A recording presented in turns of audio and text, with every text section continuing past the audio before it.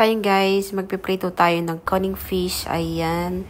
So, ayan guys, ito yung pagkain ng mga bata. Ulamin nila pala. Ulamin nila. So, linisan na natin.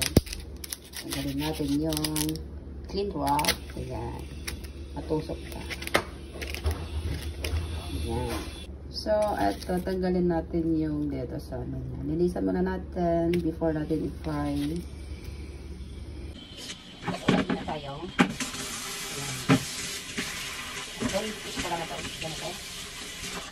Para mabilis, ito, tanggalin natin yung dito niya. Tanggalin natin yung laman niya. So, ganito siya. So, konti lang natin. Tanggalin natin yung asang niya. Ayan. Kasi hindi sila kumakain ng may laman dito. Ayan. So, tapon na natin ito. Asang natin maigi. Isa-isayin natin.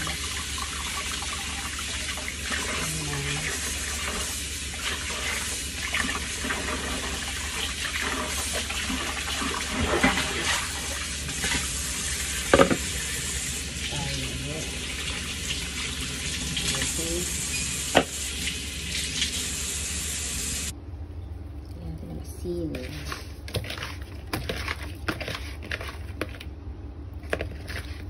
Ayan, ready to fry na siya. So, gagamit lang tayo ng konting oil. Ayan, lagyan na natin. Ayan.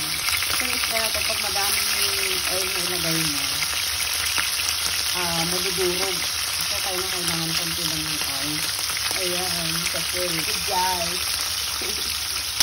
Gulit ata sa akin po yung isla na ito kasi pinatalsitan niya ito. Ay, huwag naman.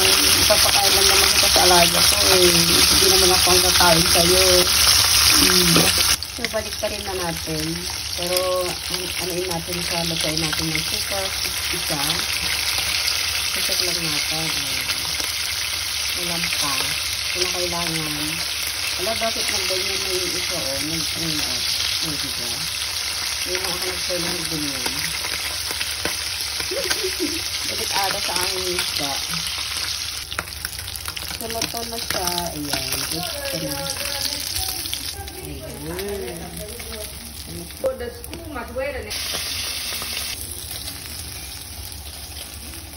Ayan. Tapos na rin sa wakas.